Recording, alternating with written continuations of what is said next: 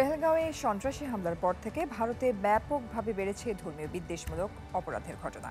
এপ্রিলের ২২ তারিখ থেকে পরবর্তী ১৭ দিনে ১৮৪টি ধর্মীয় বিদ্বেষমূলক অপরাধ নথিভুক্ত করেছে association of protection of civil rights, যার বেশিরভাগই ঘটেছে মুসলমান ও কাশ্মীরিদের ওপর। কাশ্মীর হামলার পর ভারতে ব্যাপক হারে বেড়েছে ধর্মীয় বিদ্বেষমূলক ঘটনা। সাম্প্রতিক এক প্রতিবেদনে এ তথ্য জানিয়েছে association of protection of civil rights APCR। সংস্থাটি বলছে, গেল ২২ এপ্রিল পেহেলগাঁওয়ে সন্ত্রাসী হামলার পর ভারতীয় মুসলমান এবং কাশ্মীরিদের ওপর ঘৃণামূলক অপরাধের ঘটনা বেড়েছে। APCR বলছে, ভারতের বিভিন্ন স্থানে পড়াশোনা বা কাজের জন্য বাসরত কাশ্মীরিদেরও হেনস্থার শিকার হতে হচ্ছে। হোস্টেল এবং ভাড়া বাড়ি থেকে বের করে দেবার ঘটনা ঘটেছে কয়েক জায়গায়।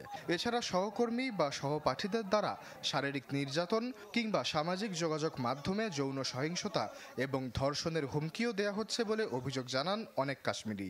বেজন্মার বাচ্চাগুলো পাকিস্তানের ফেসবুকে পোস্ট করছে।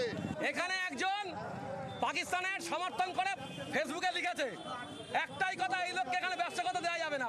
ও এখানে থাকবে, এখানে খাবে, এখানে পড়বে আর এখানে বদনাম করবে, হতে দেওয়া যায় না।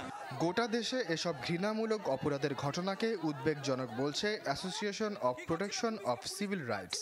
সংস্থাটির প্রতিবেদনে বলা হয়, ২২ এপ্রিল থেকে ৮ মে পর্যন্ত ভারত জুড়ে ১৮৪টি ঘৃণামূলক অপরাধের ঘটনা রিপোর্ট করা হয়েছে, যার মধ্যে ১০৬টি ঘটনার পিছনে ইন্ধন জুগিয়েছে পেহেলগাঁওয়ের ঘটনা। রিপোর্টে গণপিটুনি, সামাজিক ও অর্থনৈতিক বয়কট এবং যৌন সহিংসতার মতো ঘটনাগুলিও নথিভুক্ত করেছে APCR।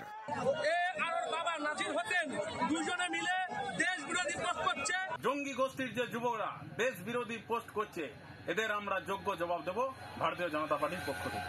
এই ঘটনাগুলির মধ্যে রয়েছে ৮৪টি ঘৃণামূলক বক্তব্য, ৬৪টি ভয় দেখানো, ৪২টি হয়রানি, ৩৯টি হামলা, ১৯টি ভাঙচুর, ১৪টি হুমকি এবং ৭টি গালিগালাজের ঘটনা। পাশাপাশি ৩টি প্রাণহানির ঘটনাও ঘটেছে। এসব ঘৃণামূলক অপরাধের পেছনে বিশ্ব হিন্দু পরিষদ, হিন্দু রক্ষা দল, বজরং দল, সকল হিন্দু সমাজের মতো হিন্দুত্ববাদী সংগঠন এবং বিজেপি সদস্যরা, এমনকি মন্ত্রিসভার গুরুত্বপূর্ণ পদে আসীন সিনিয়র রাজনীতিবিদরাও জড়িত বলে উঠে এসেছে এ প্রতিবেদনে। Desk report, channel 24।